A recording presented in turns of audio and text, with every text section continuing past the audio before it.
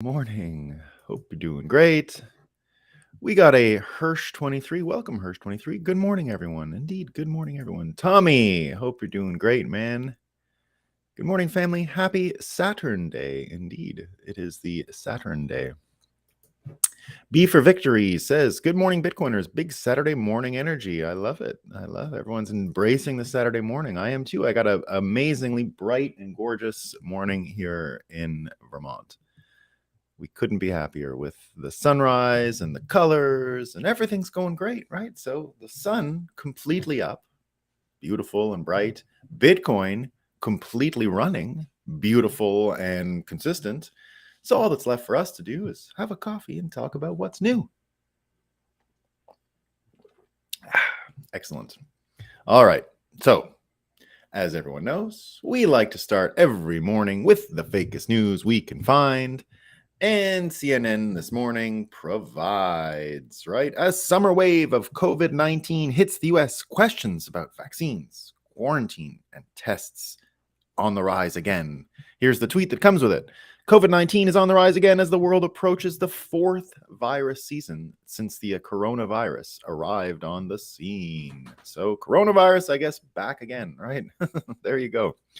I know I brought this up yesterday, but I didn't include it in Moscow time, and it wasn't officially news yet because it was just people tweeting and commenting on it. But MSNBC did the real thing, and they tweeted it out as news, and it was our favorite, Al Sharpton. I'm going to read it again because it's too good to be true. MSNBC actually tweeted this, quote, "We are looking at American history," unquote. And then Al Sharpton comes in. He says, can you imagine our founding fathers, that James Madison or Thomas Jefferson tried to overthrow the government so they could stay in power? This is narcissism with steroids. Now everyone today is printing Make America hats in red on Thomas Jefferson portraits. Just Make America. Just a red hat that says Make America. And James Madison has them and everything. So they're actually running with this. They're actually running with the contrast of Trump. Is he a revolutionary? Imagine Thomas Jefferson acting like this. So good. So good. You can't beat it. And it's along these lines, right? It's sort of the mirror of it. And you get Blinken. This is going to be in the news too. I couldn't find news quoting it, but I figured the Secretary of State, Blinken of the United States, saying it's almost newsy, right? So he tweeted this. This is from his, whoever writes his tweets, or maybe it's from his own mind. He says the following: the United States strongly condemns Russia's conviction of opposition leader Navalny on politically motivated charges. The Kremlin cannot silence the truth. Navalny should be released. It's amazing. It can't get better than this. This is the best it's ever going to get, guys. Enjoy it while we have it, okay? Because the news is never going to be this fake ever again. It's too good. It's too good, right? From Blinken, don't arrest your political opponents. It's great. Imagine if the political opponents were, imagine if Jefferson was like the political opponents, right? Imagine if he was trying to overthrow the government. Imagine that. So there you go. Now here's one to get ready for, but it ain't going to work. That's what we're talking about today. It ain't going to work. This is Reuters, right? So Reuters in Australia. Oh no, this is Austrian, pardon me. Reuters in Europe talking about the Austrian leader. And here's what they have to say. They say the Austrian leader backs the far-right idea of enshrining cash in the Constitution. That is the right to use cash, right? So now it's a far-right idea. Using cash is a far-right idea, guys. Now you know. Now, of course, we've been predicting this for a while for Bitcoiners, that we would face this kind of, you guys are white supremacist thing. And this used to actually worry me. It used to be, for me anyway, looking at the scene a couple years ago, I was saying, they can make this stick, right? And that's a weakness for Bitcoin. And I was kind of worried about it. But what we're going to talk about today, the theme of the day, the legacy of January 6th, right? But I don't spell six like the number. I always think of January 6th as in you're sick, right? You don't know what's going on, right? You're sick.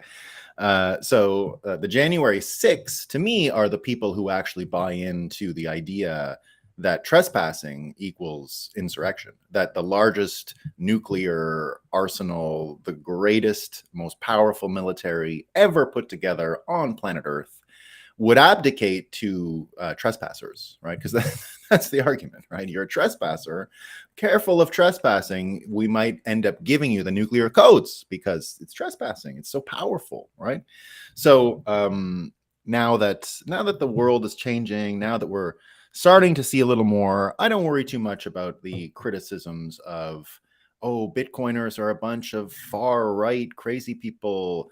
Because in the end, and this is what we're going to talk about today, I don't think that the broadcast's capacity is there anymore to brainwash people at the scale that is necessary. And I'll just show you a few examples today because we're starting to see the capacity of this stuff sort of diminish, right? So when I used to worry that we were going to be called white supremacists and all that, it really was when I was so worried that the brainwashing would be so contained and so consistent that people wouldn't be able to break out. But luckily, it looks like this is very easy stuff to break out of and not too difficult. So let me just get my first story up today. Yeah, so right away, the contrast, for example, we're seeing with what happened in this January, this new indictment of Trump, right? This new indictment of Trump, which a lot of people are saying is a overplayed hand. And again, you can see the technique of brainwashing in this case very clearly. And one of the best examples that I've seen to underline the type of brainwashing that's happening here and the techniques being used and how the machine works and all that stuff is the following. And you've seen it in a few instances. Glenn Greenwald and Styx Hexenhammer both brought it up today. And what they ended up doing is underlining this insane fetish people have. So do you know Styx Hexenhammer actually wrote a book about people's weird sexual fetishes with Trump? Right, so that they're always commenting on his dick or things like that. And yesterday, it actually happened when he was indicted. The people who have to draw, because cameras aren't allowed in, obviously, when you arrest political opponents in America, there's no cameras allowed. So when Trump was in, they need the artist sketch, and someone sketched him in his underwear, right? Oh, he's peeing his pants. He peed his pants, so that's why he has to go. Everyone's there. He peed his pants, and really childish stuff. And so this idea, we don't really notice it. Styx Hexenhammer wrote a whole book. He's writing a second book on it, right? So Styx Hexenhammer has a second book coming out on these weird sexual connotations of Trump opposition, right? For some reason, he's always being cast as naked or all these things. But here's one where you really get to see the technique. So yesterday or 2 days ago when Trump was in there, the prosecutor, of course, his name's Jack Smith, right? So everyone underlining Glenn Greenwald, other people underlining today the number of articles which are trying to identify this Jack Smith prosecutor as a sex icon, okay? Because it's all about the contrast. Trump is not sexy. He's just an ugly fat turd, according to these people, right? So every single time they try to cast some form of attractiveness to Trump's foils, right? So Jack Smith is the new sex symbol. So first of all, they start with the bulwark, right? Jack Smith's steely gaze. And Glenn Greenwald picks it up saying liberals and Bill Kristol's neocon site sharing the same pornography, right? Then it goes on. Here's someone on CBS News. His aggressive approach to his personal health and exercise correlates to how he approaches this prosecution. Everyone making a big deal that he's a triathlete or an Ironman or some shit, right? Glenn saying again, this is uncomfortable to watch, to be totally honest, almost inappropriate. Why do liberal journalists constantly need a prosecutor to idolize? Ooh, the big strong man is coming to put the bad people in prison.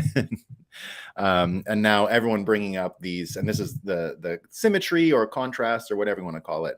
If you remember Robert Mueller, they had like love songs on Saturday Night Live for him. And so both Stick Sex and Hammer and Glenn Greenwald, and in the comments and all that on Twitter, everyone's citing and giving screenshots of these old articles written about Robert Mueller and what a sex symbol he was. So here's Vice. Inside Robert Mueller's horny, joking, but not really fandom. The special counselor has all the qualities of a super crush. He's mysterious. He doesn't return phone calls. He plays hard to get. Right? There's more. Step aside, Idris Elba and Chris Hemsworth. Robert Mueller is America's new crush. Now, remember when they actually trotted Mueller out to testify and we realized that he is probably not able to beat Joe Biden in a trivia contest? Like, he has worse dementia than Joe Biden, and it's not even close.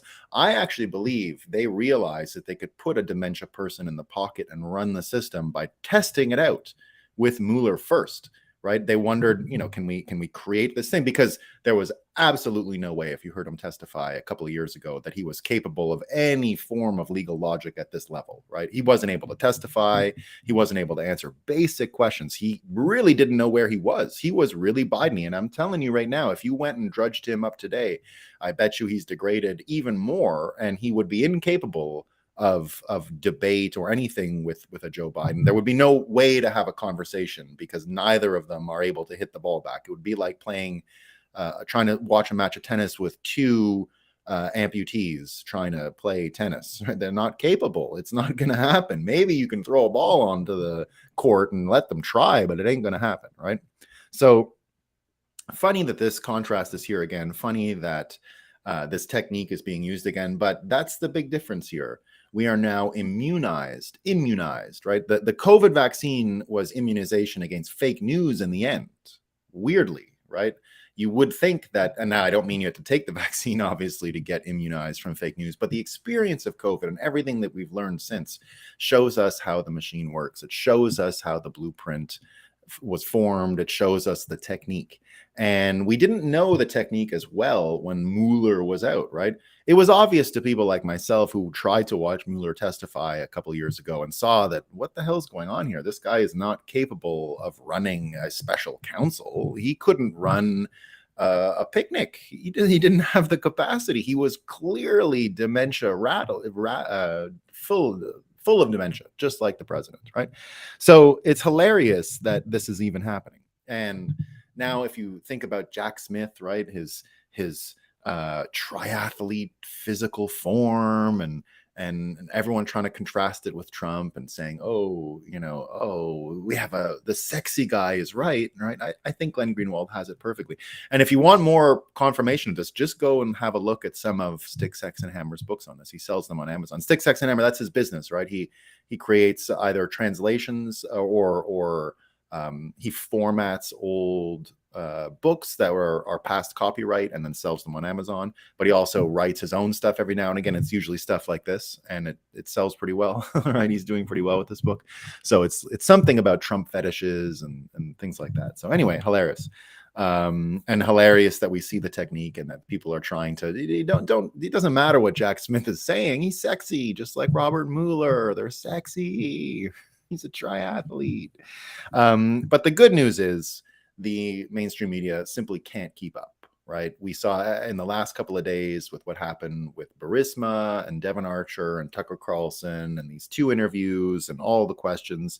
And now we also see that Tucker, when he was fired from Fox, and I think this removes Fox News completely from the board of consideration. It's no longer a player, as far as I can tell. So we got the leaked clip yesterday of Tucker Carlson's last interview, and it was with the chief of Capitol Police. And what's his name again? I've seen his things there. Where's his name? Anyway, he's got a name, obviously. So the chief of police was, I don't think I have it.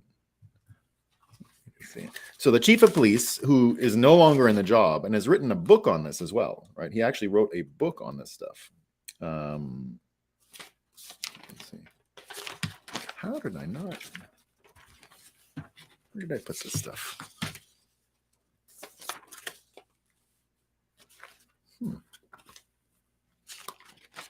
Well, I don't don't know where I put those notes. I know I wrote the things down. It doesn't matter. It doesn't matter. Anyway, he's got a name. I wrote it down somewhere. It doesn't matter. The thing has leaked everywhere. Everyone's watching. It's got a weird audio quality to it. I don't know why, but the audio is not clean on it. But that could mean it's doctored. I don't know. But it turns out this is what he said, right? So he comes in and he says that the entire situation. So he had questions. He was running Capitol Police. He talked to Nancy Pelosi. He was asking for support for this and that and blah, blah, blah. And his conclusion in the end was that everything appears to be a cover-up. Everything appeared to be that these people knew that Trump supporters would come, and then it would look really bad if things got out of control, and then they could spin that and turn it into an insurrection. So those are his words. That's the chief of Capitol Police saying something crazy was done and it looks like a cover-up. He's not saying he's certain, but what he says is that no one has answered my questions about this, that, like why it took this long to get support, why they ignored me, why I tried to warn them about things and they said, don't worry about it, why they warned me about things and then they came true, just saying there was some form of premeditation according to his experience. And he says, I have a lot of experience in this stuff. There shouldn't have been a protest, shouldn't have been an out of control situation. This was easy for me to predict it was going to come. I asked for the support needed in order to manage the situation. I was not given the support I needed to manage the situation. The situation erupted as I predicted, and then even at that moment, I was not given the support. It was allowed to proceed for a certain amount of time before anything engaged, and we were able to manage the problem. So pretty damning stuff, and it looks like it was recorded, and Tucker was never able to air it because he was fired. So that's why it's leaked, and that's why it's news today. Of course, it would have changed what everyone thinks about stuff, right? Absolutely. Now, the good news is Tucker, in the past few days, got this great interview with Devin Archer. Now, we said on Monday the Devin Archer testimony was going to be a real big deal and it was going to change things.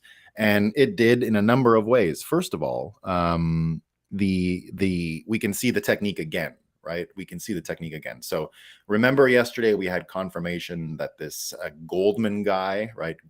Daniel Goldman, the heir to the Levi's jeans fortune, is a New York City Democrat congressman.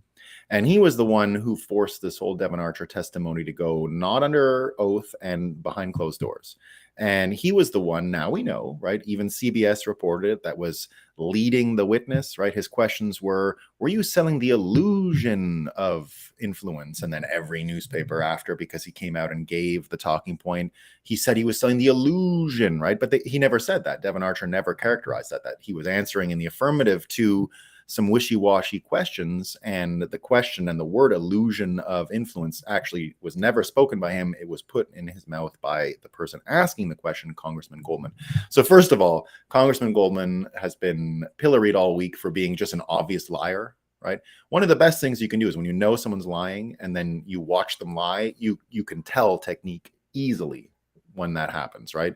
So he had the body language. He's already been analyzed by those body language people on YouTube. If you don't follow them, I can't remember their names, but they do great work, right? They always start getting into body language and stuff. It's just entertainment, who knows, right? But it's still good to watch and good to learn and good technique. So first of all, here's an even funnier thing, right? You know how I always criticize people for having the profile pics where they're looking in the distance, contemplating some far off truism about the mystic nature of planet Earth or whatever it is they're doing. His is even better, right? So this guy who we've seen lie in public, we've seen it, right? Everyone has acknowledged the lie. CBS has acknowledged the lie. We all watched it. His actual profile pic is him being sworn in and testifying and looking off in the distance. So he's looking off in the distance, pondering the depths of his honesty. It's too good, right? You can just tell what's going on in this guy's brain. Well, we're not mind readers, but you can tell, right? You can tell. We're not trying to accuse him of anything necessarily. We've just observed the lies, and the body language is pretty funny, and the profile pic is funnier. So here's what ends up happening. So his whole, everyone's criticizing it, but he did get to retweet the Washington Post yesterday. Why? Because the Washington Post repeated his fake news information laundering technique of asking a question behind closed doors, saying that him answering the question in the affirmative behind closed doors was actually him saying that the perception of influence, right? That whole line. And so now that we have it confirmed, right? No one else is willing to say it in public except for the Washington Post, and they come out. Devin Archer said the opposite of what Republicans claim, and then of course Daniel Goldman retweets it. Right? He retweets and I swear nothing but the truth. Now you have to take 2 seconds, and this is how come. This is the benefit of seeing technique again. And when you see the magic trick twice and you know how it was performed, the magic is lost, right? That's why you're not supposed to tell people how magic tricks work. That's why you're not supposed to, if you're a magician, do a trick twice, because the minute someone observes it, the magic, of course, is lost and gone, and people won't believe it anymore, and it won't seem like magic anymore. So the reason why this is important, it was written by a guy named Philip Bump, right? So a lot of people say that Devin Archer and Daniel Goldman got the benefit of the bump, right? The bump from Washington Post, because this is the same guy that will basically write anything. Hans Monkey here says that Bump, same guy who cited the fraudulent proximal origin paper to falsely declare that Tucker's conclusions about the Wuhan lab had been debunked. So they show the same technique. This is him just a few years ago saying, so he's saying Devin Archer said the opposite behind closed doors in an interview that you were not allowed to see. He said the opposites, right? And then here's him saying that so remember why we like predictions, right? Predictions show if they become so wildly untrue in the future, you know that when you made the prediction, you're an idiot. You had it wrong, or you were a liar, right? So this is him in 2021 saying 2 weeks later, Tucker Carlson's attack on Fauci has quietly collapsed, right? So they're according to him, the attack on Fauci in 2021 collapsed. There's no attack on Fauci, right? Tucker's an idiot. He was wrong. And now Fauci clearly right? So 2 years later, of course, what do we know, right? That Phil Bump is a Operation Mockingbird asset who will do and say absolutely anything and is absolutely not ashamed to lie in public without any inkling of remorse, or well, I don't know about remorse, but without any hesitation. Right. This is 2 feet first, jump in, tell a lie in the front page of a major propaganda outlet, but a newspaper to some people. And that's just it. Right. So, but now the thing is, right, addressing Tucker Carlson here, it looks like Phil Bump, who no one knows who he is and nobody cares who he is, right? He wouldn't get a several million viewed Twitter show if he just went off on his own and was fired for some suppressed interview. So Tucker, of course, and everyone observing this, right? He released part 2 of the interview with Devin Archer yesterday. Now, I haven't seen it all. It's an hour, so I'm just going to give you what some people say were the highlights. But first of all, you got to remember, and this is from Simon Atiba, he's that African journalist who has White House press credentials, but Karine Jean-Pierre will never call upon because he's a big Trump supporter, and he doesn't have any appetite for any of the woke, whatever. So here's him again saying what I think is the big story here, right? So of course, Devin Archer, but we know that now. It's not the big story. The big story here remains what I think is the shifting priorities, the shifting capacity of these different outlets. And we see that Tucker Carlson is now probably the most persuasive journalist in the world and probably has more persuasive power than Fox News itself. And he only does every 2 or 3 days, 10-minute video. Right? He's whipping Fox News, a network that just shovels shit and garbage all day long. So here's what he says. This is from Simon Atiba. Tucker Carlson has released part 2 of the bombshell interview with Hunter Biden's former business partner, Devin Archer. By securing the first interview, he beat the discredited and propaganda-filled mainstream media at their own game. And indeed, in the interview, right, it makes the Goldman thing look absolutely brain dead. But you get more. They started talking about the paintings. What have I said from day one with Hunter Biden? I think if you go back, this is like 2021 Breakup, when I was just getting going and starting and doing all that stuff, right? And at the time, I already said this art thing with Hunter Biden is clearly money laundering, and we as Bitcoiners have to hire Hunter. For some reason, you don't have to worry about FARA violations. You don't have to worry about suspicious transactions. You could just run some weird exchange thing all day long and no one will say anything. So I was serious. I said many times, Coinbase, hire Hunter, Kraken, hire Hunter Biden. You're not going to have to worry about anything, right? Apparently you get away with it all, because the minute I saw the art stories, and they were the ones where, oh, he's great, he's a great artist, right? It was when those ones started. Oh, he might be the greatest artist of our generation, right? All those things.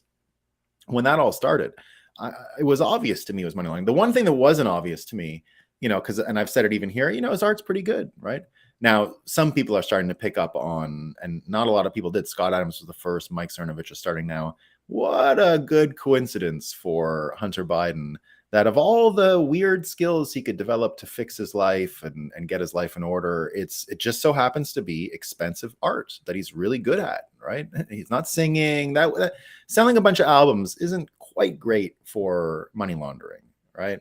Dancing, performing, none of that is great for money laundering. But selling one piece of expensive art to interested buyers, it's perfect, right? Now, maybe he is the artist, but both Cernovich and Scott Adams now asking, have you ever actually seen him paint? Now, maybe it is him. Maybe it is him. Some people, you've seen him with like a straw, right? Now, if you were going to fake art, fake being in art, right? Then if you were going to fake being in art, then the way to do it would be not a brush, because then people would know you don't know what you're doing. It would be like take a straw and like blow one little thing on it, right? Because, truthfully, the color composition, all of it's pretty good in the case of Hunter. But it doesn't matter. No one's going to sell them for $500,000, which is to this day why, I mean, when Joe said his son Hunter is the smartest person he knows, look, are you out there getting rid of your stripper wife, stripper girlfriend, baby mama, asking for child support, and you're actually able to pawn off the art on her? I thought that was Moscow time the first time I read it, but because he's created a track record of value for these things, he's able to give it to her. But of course, you're buying them to get the influence with Joe. Like the stripper isn't selling influence. She can't sell the art. It's not liquid to her, right? So, I mean, come on. It's pretty smart stuff, right? It's absolutely rock bottom of the barrel scumbag, but it's smart, right? You got to admit it's a bit smart. And they were talking about the painting. So this is Devin Archer getting $500,000 for paintings like 6 months after you start painting seems a little weird. If you decided like in 6 months to start painting, do you think you can get 500 grand a painting? It's so good. Keep going, Hunter. We love you. We just love you. Hunter Biden is one of the most important people in the fourth turning. It's amazing, right? One day Bitcoiners should erect a statue to this guy or something, right? The greatest destroyer of the reason for financial surveillance. Maybe Hunter Biden can be the symbol of why we don't have FinCEN anymore, right? It doesn't work.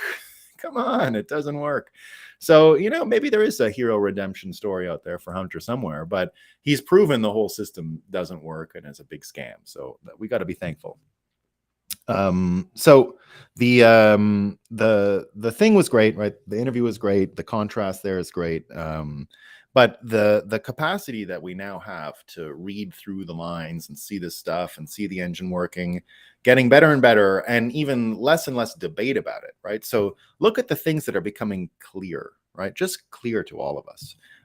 This one is actually startling and amazingly, because it gets wiped off the board now and we don't have to think about it anymore, it's a big help. So I'm a huge fan of Wikipedia, always have been, right? I actually got through law school on Wikipedia. My super credentialist law buddies would always laugh at me because I wouldn't buy books. I would just buy, I would print off Wikipedia articles, Wikipedia, especially about case summaries. Weirdly, did you know that a lot of law students in the early days of Wikipedia were doing that, right? They would summarize jurisprudence, the best you've ever read, actually, right? That's why I did it. It was so much better than any book. I would just get, an entire summary of a case. I would get, in 2 paragraphs.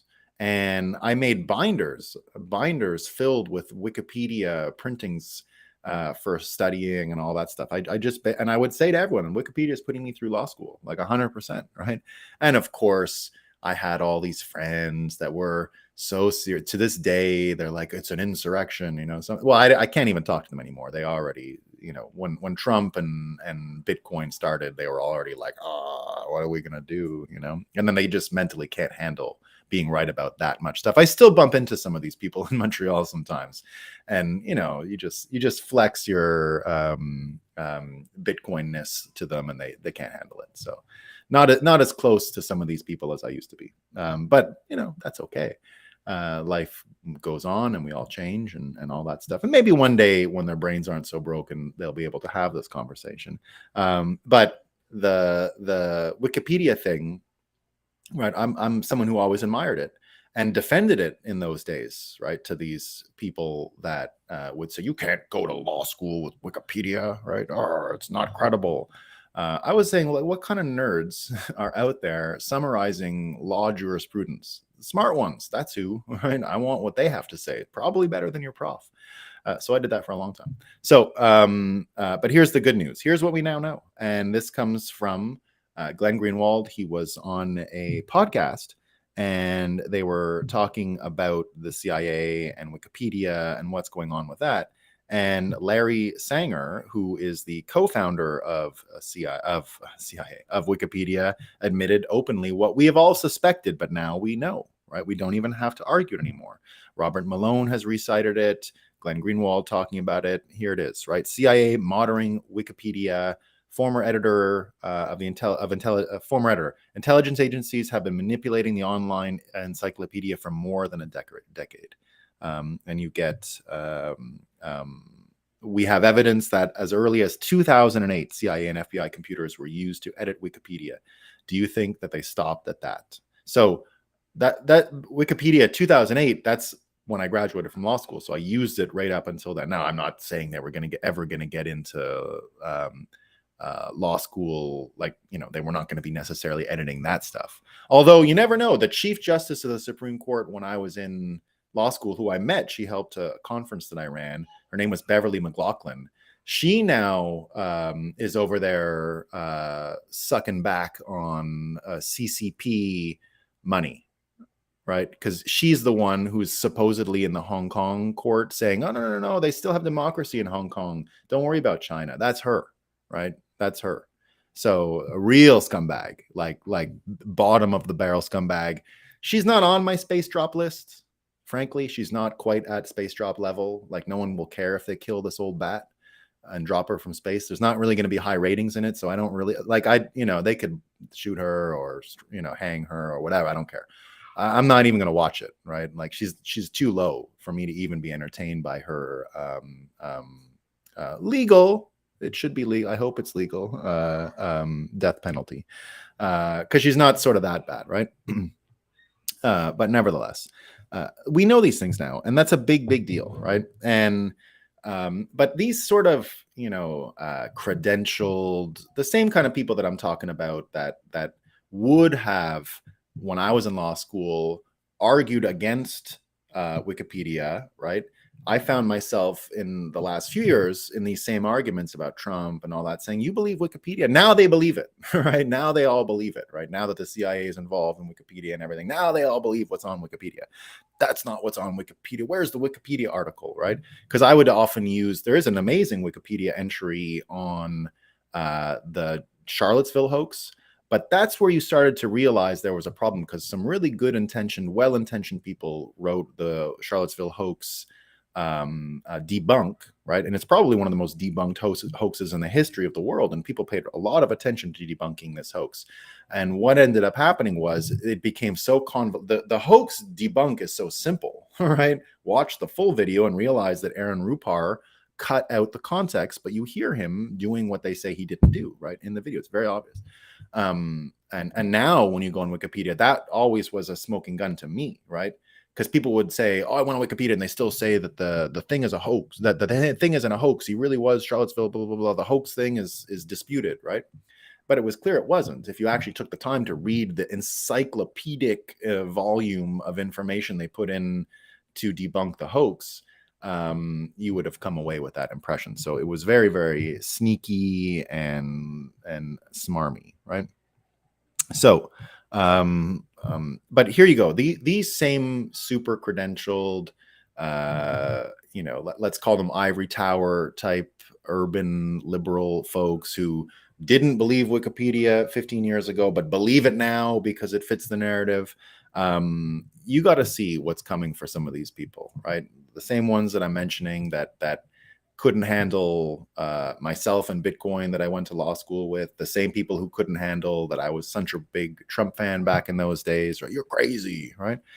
All those people, right? All those people just basically got knocked out by proxy. Because if you didn't see this interview yesterday, you're missing out. This is one of the most amazing, funniest videos you're ever going to see. And it's Vivek Ramaswamy. And this is so think about it like this. The left requires the mainstream media in order to be effective in brainwashing. They have very few effective podcasters. They got that morning radio guy in New York, the God or whatever his name is, right? It's pretty good stuff. Charlemagne the God, right? Pretty good stuff. And, but there isn't really the same. They got the Young Turks, but they're not that powerful compared to what has happened in more conservative or even Bitcoin circles or anything where you're not using the mainstream media, right? There's a lot of talent that's independent, a lot of talent that is out there. You got Viva Fry, right? Viva Fry had a guy I went to law school with, him and I were sort of kicked out of the know-it-all fancy degree club a long time ago. They hate us both equally, right? Viva Fry ended up running in politics for Maxime Bernier in Canada. Maxim is a good friend of mine. He didn't get Bitcoin, so I haven't really spoken to him since 2016 when I spent 2 hours trying to convince him that Bitcoin was the path to victory for him with conservative politics in Canada, and he said no. So he's got to just have fun staying poor and irrelevant. That's his own problem now, not mine. And I gave him the tip, guys. Bitcoin was not $1,000 when I was telling him what to do. And no. And he lost by 1 vote, by the way. He would have beaten Trudeau. He would be the prime minister had he listened to me that day. But that's another story. So you had Viva Fry, had Marco Polo 501, the guy who wrote the report on the Hunter Biden laptop, on the show yesterday, going through it all. Viva Fry, by the way, absolutely one of the best lawyers you'll ever find in the world. I'm honored that, because he actually even practiced law, right? He actually even practiced law. Unlike me, I did a little bit at a firm in Japan. I went right into banking law from the banking committee, but I never practiced as a lawyer. He was a real lawyer for a while and is one of the best in the world, I think. If ever I had some major legal problems, I would go to him first, right? So just great guy. So he had the 501, or the Marco Polo 501, the Hunter Biden laptop investigator, right? The guy who published the big report. He had him on the podcast. Again, you're not going to find this quality of legal mind or inquirer, or if you want to call him a journalist. I don't know if you can really call Viva Fry a journalist. It's something else entirely, as far as I can tell. But there's journalism within it, of course. So Viva had him on, really just making the case very clear, breaking it down. But it was nothing like watching Vivek on the David Pakman show. You got to see it, guys. You got to see it. So he goes on the David Pakman show, right? This is where I needed those notes. Let me see if I got them. I wrote down all the notes for the David Pakman show because I watched that interview. Let me find it.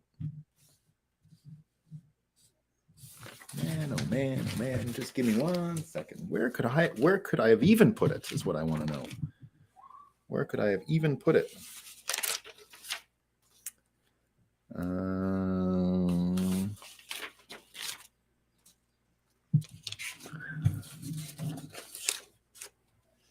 Man, oh man, oh man, oh man.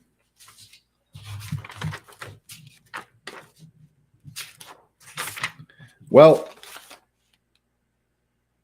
I don't know where I put it. I'm going to have to do my best and remember it.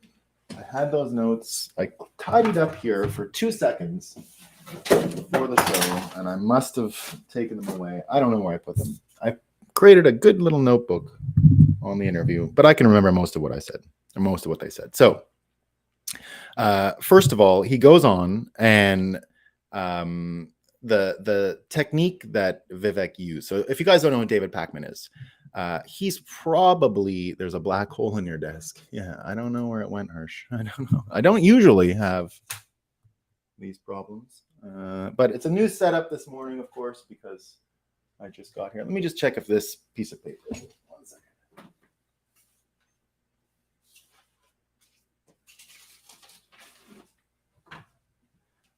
Of course it is. I put it right over there. All right. So I needed them because it was a bit of a long interview, and I did take really good notes, and they were exactly what I wanted to talk about today. So going off my memory would have given you half of the good information, I think. So first of all, the first thing, right? David Pakman starts the interview. Now, what you can tell is, and this is part of the problem here, the, let's call it liberals, have always sort of underestimated people on the Trump side or any one of these conservatives. They always kind of think that they're a little bit smarter and a little bit more informed, and that their traps are going to work, right? So first of all, he tries to shame Vivek with this sort of arrogant thing about, I ask all my all the people running that come on my show, like, what is the plausible way that Trump could have, done January 6th that was acceptable? Some kind of shaming and sanity check, as if that he was able, any justification of what Trump did would have been insane. He called it like a type of sanity check, right? Are you even able to have this conversation with me, or are you too mentally handicapped because you believe Trump was fighting for democracy on January 6th, right? Anything like that.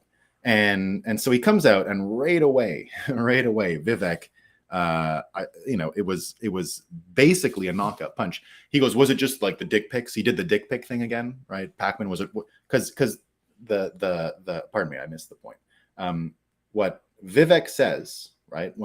How can you justify January 6th and all that? Or how can you justify election doubting, right? Do you doubt the election? Do you doubt the outcome of the 2020 election, right? Trying to shame Vivek into not saying it publicly because it's too embarrassing, because you won't be included with all the credentialist people. You're not going to be like us, right? If you disagree with us, you're going to be shamed and silly. So they make him sort of overcome this embarrassment, right?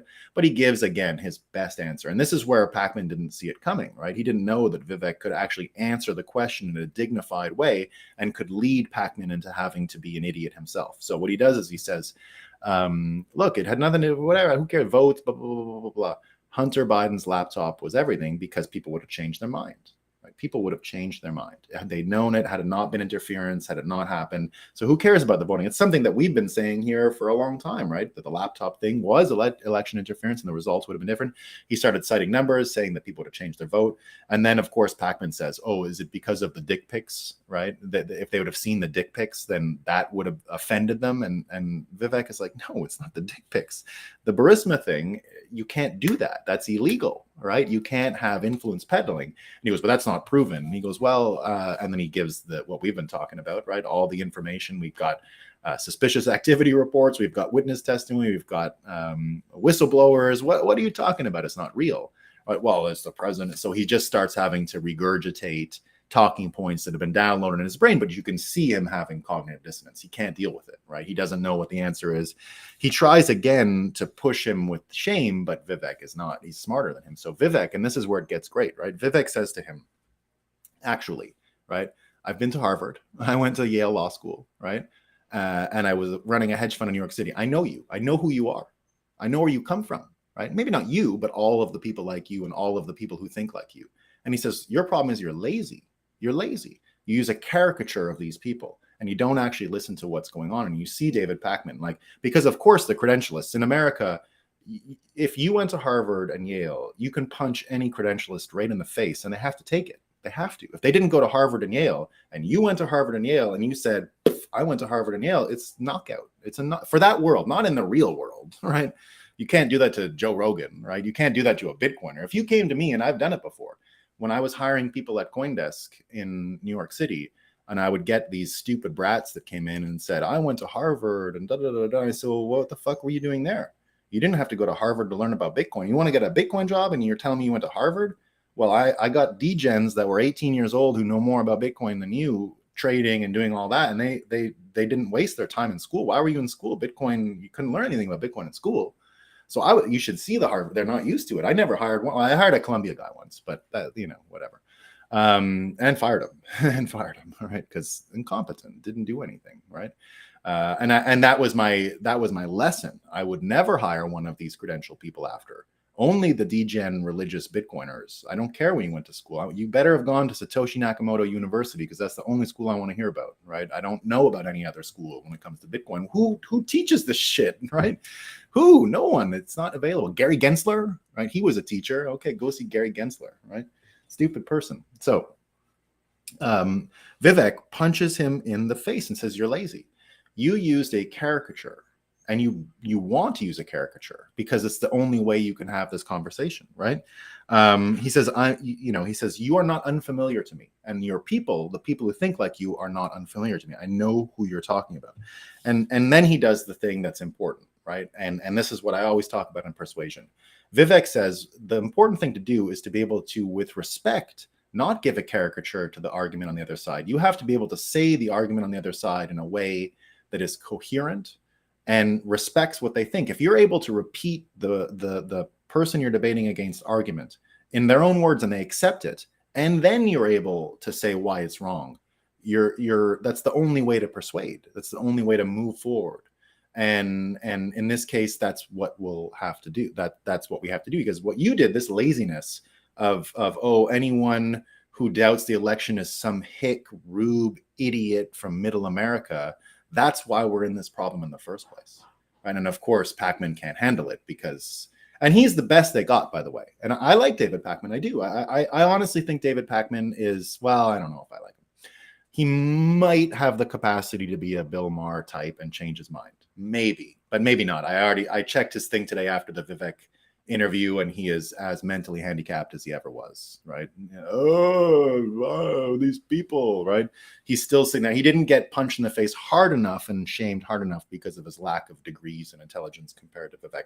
Vivek should have gone harder with the arrogance, as far as I can tell.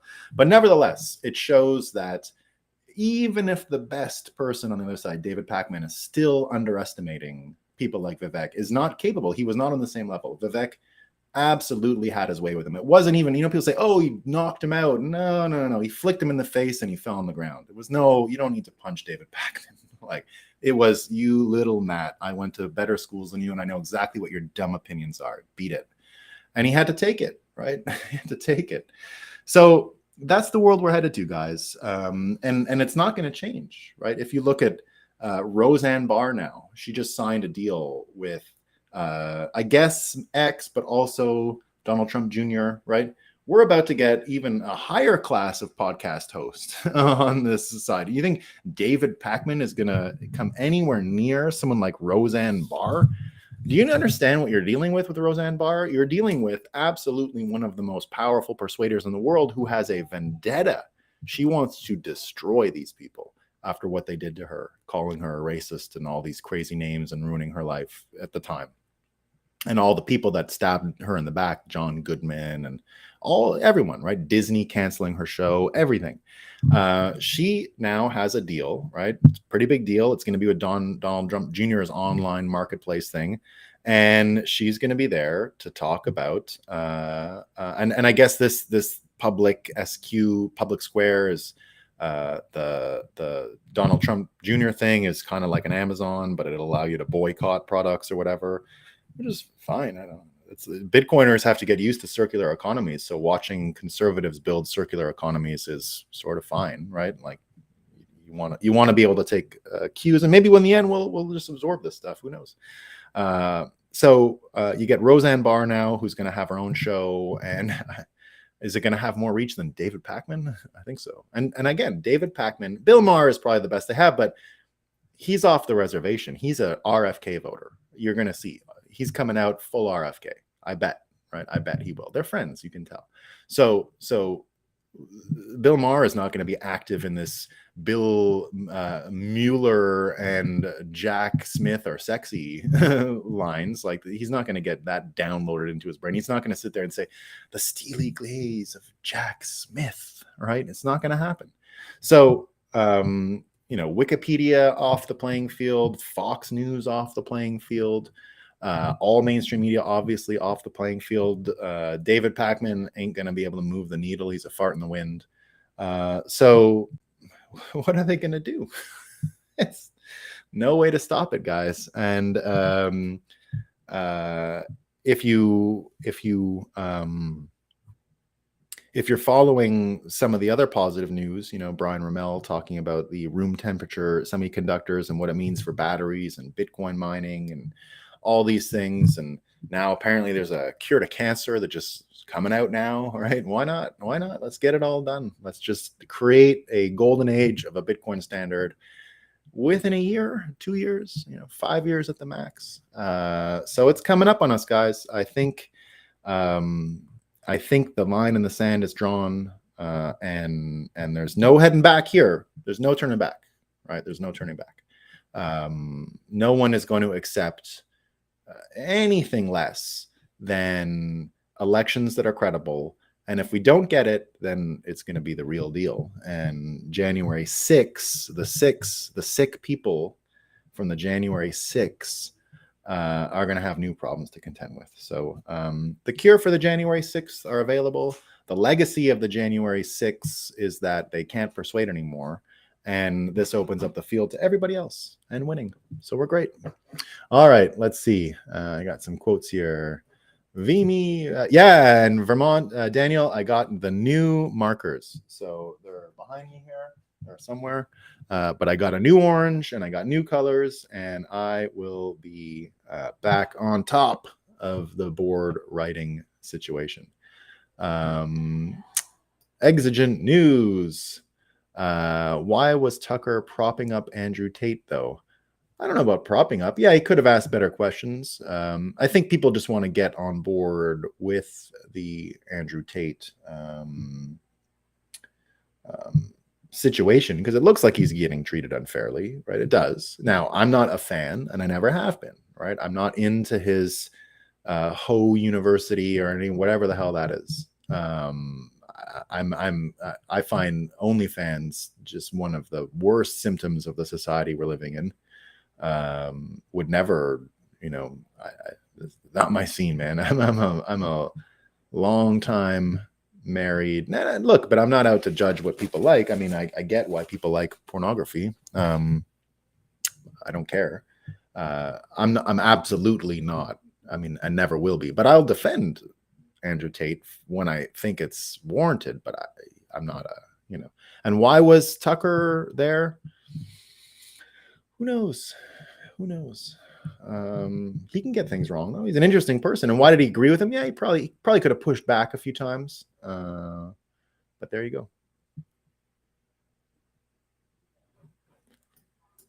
Yeah, I thought exercise was on the right now. Yeah, no. But it's also Slarty. It's cash. Cash is on the right. Bon matin tous. Good morning, Bitcoiners. Until he testified, we didn't know, right? His silence was taken for seriousness and stoicism or something. Yeah, exactly. Steve Parris. Yeah, exactly. Mueller was so it was a surprise to even me. I didn't know how low IQ he had become, how brain broken he had become, Mueller. And when you actually saw it, it was Dianne Feinstein level. Like he had no business speaking in public, let alone running an inquiry. Let alone running it. They chose him because he was dementia riddled, probably like Joe, right? It looks like dementia is a prerequisite to participate with these people. So Exigent, good question about Tucker and Andrew. I mean, you'd have to ask Tucker. I can't mind read. It could have been a mistake. But nevertheless, I think that the Tate story is worth covering. But yeah, he probably could have been a little harder on him. I would have been, but I'm not a Andrew Tate. I'm no interest in interviewing Andrew Tate. But I appreciate what he's up to in some ways. I mean, I think a lot of men need to hear his lesson. I don't think it's a net zero, right? If I'm to be totally honest, while I don't like him at all, and I don't find any use in his information, I can see why a lot of men do. And actually, I think for a lot of men, Andrew Tate is helpful, right? And not only that, if they listen to him, it destabilizes the system, which I love, right? Which I love. So as an accelerationist, that's where my Andrew Tate appreciation comes from. It's appreciation. I don't personally, nor would I recommend for any of my friends to follow Andrew Tate. But if I ever saw someone who was sort of low energy, simping, I would say go talk to Andrew Tate. Right? Go listen to him. So I see I recognize his place in the world. So many hoaxes. I started carnivore diet 2 months ago. The food guides are a hoax. Cholesterol warning is a hoax. Thanks, Nolan, for pointing out the fake in our world. Let's ever. Yeah, the cholesterol one's super fake. That has been totally fake for a while. There's a black hole. Yeah. Morning, Dan. Morning, Matt. Good morning, Crypto Billy. The School of Hard Sats, which is what we love. Nolan, was there a Fed watch this week? Oh yeah, there was not only P-Man, there was a Fed watch this week. It was me, CK, and Ansel. We all did it together. And the only thing is you won't find it with the same kind of thumbnail and a few things. But yeah, it should have been on I know it's on Rumble. I've seen it for sure on Rumble. So we'll see. What's the cancer cure thing? It's one of these, cancer can't grow if you take it. I think it's pretty simple too. It's not, let me see if I have it in my notes. I think I did keep it in my notes. Maybe not. Maybe I didn't.